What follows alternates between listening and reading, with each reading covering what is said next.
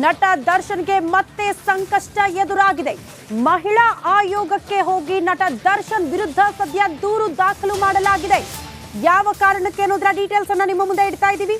ಜಯಶ್ರೀ ಎಂಬುವರು ದರ್ಶನ್ ವಿರುದ್ಧ ಸದ್ಯ ದೂರು ದಾಖಲಿಸಿದ್ದಾರೆ. ಮೊನ್ನೆ ಶ್ರೀರಂಗಪಟ್ಟಣದಲ್ಲಿ D25 ಬೆಳ್ಳಿ ಪರ್ವದಲ್ಲಿ ನಟ ದರ್ಶನ್ ಅವರು ಒಂದು ಹೇಳಿಕೆ ಕೊಡ್ತಾರೆ. ವೇದಿಕೆ ಮೇಲೆ ಹೆಣ್ಣಿನ ಬಗ್ಗೆ ಅವಹೇಳನಕಾರಿಯಾಗಿ ಮಾತನಾಡಿದ್ರು. ಆ ಸಂದರ್ಭದಲ್ಲಿ ನಟ ದರ್ಶನ್ ಅವರು ಇವತ್ತು ಇವಳಿರ್ತಾಳೆ, ನಾಳೆ ಅವಳು ಬರ್ತಾಳೆ ಅಂದಿದ್ರು. ಮಾರ್ಮಿಕವಾಗಿ ತಮ್ಮ ವೈಯಕ್ತಿಕ ಜೀವನದ ಬಗ್ಗೆ ನಟ ದರ್ಶನ್ ಅವರು ಸಾವಿರಾರು ಸಂಖ್ಯೆಯಲ್ಲಿ ಸೇರಿರುವ ಜನರ ಮುಂದೆ ವೇದಿಕೆ ಮೇಲೆ ನಿಂತ್ಕೊಂಡೆ ನಟ ದರ್ಶನ್ ಅವರು ಈ ಹೇಳಿಕೆ ಕೊಟ್ಟಿದ್ರು. ಮಹಿಳೆಯರಿಗೆ ಗೌರವ ಕೊಡಬೇಕು, ಅದು ಬಿಟ್ಟು ಏಕವಚನದಲ್ಲಿ ಮಾತನಾಡಿರುವ ವಿಚಾರ ದೊಡ್ಡ ಮಟ್ಟದ ಆಕ್ರೋಶಕ್ಕೆ ಕಾರಣ ಆಗಿತ್ತು. ಇದರ ಬೆನ್ನಿಗೆ ಈಗ ಮಹಿಳಾ ಆಯೋಗಕ್ಕೆ ಹೋಗಿ ಜಯಶ್ರೀ ಅನ್ನುವರು ದೂರು ದಾಖಲಿಸಿದ್ದಾರೆ ನಟ ದರ್ಶನ್ ವಿರುದ್ಧ ಅನ್ನೋದರ ಡೀಟೇಲ್ ಸಿಗ್ತಾ ಇದೆ. ಈ ಬಗ್ಗೆ ಮತ್ತಷ್ಟು ಡೀಟೇಲ್ಸ್ ಅನ್ನ ಕೊಡ್ತಾ ಹೋಗ್ತಾರೆ ನಮ್ಮ ಪ್ರತಿನಿಧಿ ಮಾದೇಶ್. ನೇರ ಸಂಪರ್ಕದಲ್ಲಿ ಜಾಯಿನ್ ಆಗ್ತಿದ್ದಾರೆ. ಮಾದೇಶ್, ನಟ ದರ್ಶನ್ ಅವರು ಹೆಣ್ಣು ಮಕ್ಕಳ ಬಗ್ಗೆ ಏಕವಚನದಲ್ಲಿ ಮಾತನಾಡಿರೋದು ಸಹಜವಾಗಿ ದೊಡ್ಡ ಮಟ್ಟದ ಆಕ್ರೋಶಕ್ಕೆ ಕಾರಣ ಆಗಿತ್ತು. ಸೋಷಿಯಲ್ ಮೀಡಿಯಾದಲ್ಲಿ ಅದೆಲ್ಲವನ್ನ ಕೂಡ ನಾವು ಗಮನಿಸ್ತಾ ಇದ್ವಿ. ಅದರ ಮುಂದುವರೆದ ಭಾಗ ಮಹಿಳಾ ಆಯೋಗದಲ್ಲೂ ಕೂಡ ದೂರು ದಾಖಲಾಗಿದೆ. ದೂರಿನಲ್ಲಿ ಉಲ್ಲೇಖ ಆಗಿರುವಂತಹ ಅಂಶಗಳ ಬಗ್ಗೆ ಮಾಹಿತಿ ಕೊಡೋದಾದ್ರೆ ಮಾದೇಶ್. ಶ್ರುತಿ, ಇತ್ತೀಚೆಗೆ ದರ್ಶನ್ ಅವರ ಒಂದು ಹೇಳಿಕೆ ಸಾಕಷ್ಟು ಚರ್ಚೆ ಆಗ್ತದೆ. ಅದರಲ್ಲೂ ಕೂಡ ಮಹಿಳೆಯರ ಬಗ್ಗೆ ಆತ ಮಾತನಾಡಿರುವಂತ, ಅಂದ್ರೆ ಒಬ್ಬ ಸ್ಟಾರ್ ನಟನಾಗಿ ಮಾತನಾಡಿರುವಂತಹ ಒಂದು ವಿಚಾರ ಸಾಕಷ್ಟು ಚರ್ಚೆ ಆಗ್ತಿದೆ. ಆ ಒಂದು ಮಾತು ಕೂಡ ಸಾಕಷ್ಟು ಹೆಣ್ಮಕ್ಳಿಗೆ ಮನಸ್ಸಿಗೆ ನೋವು ಉಂಟಾಗಿದೆ ಅಂತಾನೆ ಹೇಳ್ಬೋದು. ಯಾಕಂದ್ರೆ ಇತ್ತೀಚೆಗೆ ಅವರ ಪರ್ಸನಲ್ ಲೈಫ್ ನ ಒಂದಷ್ಟು ವಿಚಾರಗಳು ಸಾಕಷ್ಟು ಹೊರಗಡೆ ಬಂದಿತ್ತು.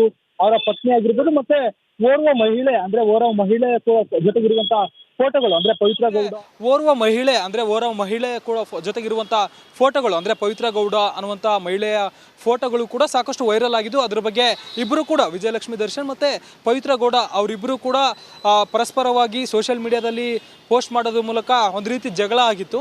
ಅದಕ್ಕೆ ಸಂಬಂಧಪಟ್ಟಂತೆ ಸಾಕಷ್ಟು ಡೆವಲಪ್ಮೆಂಟ್ಗಳು ಕೂಡ ಆಯಿತು.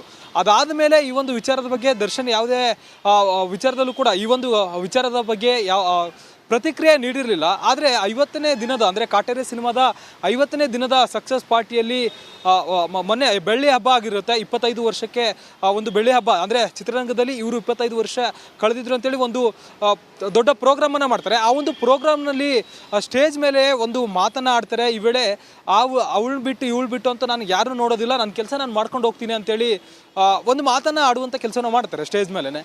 ಈ ಒಂದು ಮಾತು ಸಾಕಷ್ಟು ವೈರಲ್ ಆಗುತ್ತೆ, ಸೋಷಿಯಲ್ ಮೀಡಿಯಾದಲ್ಲಿ ಸಾಕಷ್ಟು ಚರ್ಚೆಗಳಾಗುತ್ತೆ. ಜೊತೆಗೆ ಈ ಒಂದು ವಿಚಾರಕ್ಕೆ ಸಂಬಂಧಪಟ್ಟಂತೆ ಮಹಿಳೆಯರ ವಿಚಾರವಾಗಿ ದರ್ಶನ್ ಯಾಕೆ ಈ ರೀತಿ ಮಾತನಾಡಿದ್ರು, ಮಹಿಳೆಯರಿಗೆ ಗೌರವ ಕೊಡಬೇಕಿತ್ತು ಅನ್ನೋಂಥ ವಿಚಾರ ಕೂಡ ಸಾಕಷ್ಟು ಚರ್ಚೆ ಆಗ್ತಿತ್ತು. ಜೊತೆಗೆ ಈ ಹಿಂದೆ ಇವರು ಹೇಳಿಕೆ ನೀಡಿದಂಥ ಒಂದು, ಅಂದರೆ ಅದೃಷ್ಟ ಲಕ್ಷ್ಮಿ ವಿಚಾರಕ್ಕೆ ಸಂಬಂಧಪಟ್ಟಂತೆ ಇವರು ಕೂಡ ದರ್ಶನ್ ಈ ಹಿಂದೆ ಒಂದು ಹೇಳಿಕೆಯನ್ನು ನೀಡಿದ್ರು. ಅದೃಷ್ಟ ಲಕ್ಷ್ಮಿಯನ್ನು ಬೆಡ್ರೂಮ್ ಒಳಗಡೆ ಹಾಕಿ ಲಾಕ್ ಮಾಡಬೇಕು ಅಂತೇಳಿ ಅನ್ನುವಂಥ ಹೇಳಿಕೆ ನೀಡಿದ್ರು. ಈ ಎಲ್ಲ ವಿಚಾರಗಳನ್ನು ನೋಡಿ ಈಗ ಮಹಿಳಾ ಆಯೋಗಕ್ಕೆ ದರ್ಶನ್ ಅವರ ವಿರುದ್ಧ ಒಂದು ಕಂಪ್ಲೇಂಟ್ ಕೊಡುವಂಥ ಕೆಲಸ ಆಗಿದೆ.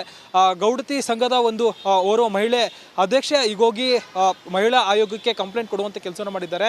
ಸ್ಟೇಜ್ ಮೇಲೇ ಈ ರೀತಿ ಮಹಿಳೆಯರಿಗೆ ಧಕ್ಕೆ ಆಗುವಂಥ ಮತ್ತೆ ಮಹಿಳೆಯರಿಗೆ ನೋವನ್ನು ಉಂಟು ಮಾಡುವಂತಹ ಹೇಳಿಕೆಗಳನ್ನು ದರ್ಶನ್ ಕೊಡ್ತಿದ್ದಾರೆ. ಜೊತೆಗೆ ಬೇರೆಯವರನ್ನ ತೇಜೋವಧೆ ಮಾಡುವಂಥದ್ದು, ಅಂದರೆ ಮಾತಿನ ಕಮ್ಯುನಿಕೇಷನಲ್ಲಿ ಎಗ್ಗಿಲ್ಲದೆ ಮಾತನಾಡ್ತಾರೆ, ಹೆಂಗೆ ಬೇಕಂಗೆ ಮಾತನಾಡ್ತಾರೆ, ಯಾರಿಗೂ ಕೂಡ ಗೌರವ ಕೊಡೋದಿಲ್ಲ. ಅದರಲ್ಲೂ ಪ್ರಮುಖವಾಗಿ ಮಹಿಳೆಯರಿಗೆ ಗೌರವ ಕೊಟ್ಟು ಮಾತನಾಡೋದನ್ನು ಕಲ್ತಿಲ್ಲ ಅವರು ಅನ್ನೋಂಥ ಒಂದು ಆಕ್ರೋಶವನ್ನು ವ್ಯಕ್ತಪಡಿಸುವಂಥ ಕೆಲಸವನ್ನು ಮಾಡಿದ್ದಾರೆ. ಇದಕ್ಕೆ ಸಂಬಂಧಪಟ್ಟಂತೆ ಅವರು ಎಲ್ಲ ಮಹಿಳೆಯರಿಗೂ ಕೂಡ, ಅಂದರೆ ಇತ್ತೀಚೆಗೆ ಮಾತನಾಡಿದಂಥ ಒಂದು ಹೇಳಿಕೆಯನ್ನು ಉಲ್ಲೇಖ ಮಾಡಿ ಅದಕ್ಕೆ ಸಂಬಂಧಪಟ್ಟಂತೆ ಮಹಿಳೆಯರಿಗೆ ನೋವು ಉಂಟಾಗಿದೆ, ಅದಕ್ಕೆ ಸಂಬಂಧಪಟ್ಟಂತೆ ದರ್ಶನ್ ಅವರು ಕ್ಷಮೆ ಕೇಳಬೇಕಂತೇಳಿ ಆಕ್ರೋಶನ ವ್ಯಕ್ತಪಡಿಸಿ ಒತ್ತಾಯಿಸಿದ್ದಾರೆ. ಈಗಾಗಲೇ ಮಹಿಳಾ ಆಯೋಗಕ್ಕೆ ಕಂಪ್ಲೇಂಟ್ ಕೂಡ ಹೋಗಿದೆ. ಮುಂದಿನ ಹಂತದಲ್ಲಿ ಈ ಒಂದು ವಿಚಾರ ಸಾಕಷ್ಟು ಸದ್ಯಕ್ಕೆ ಸದ್ದು ಮಾಡುತ್ತಿದೆ.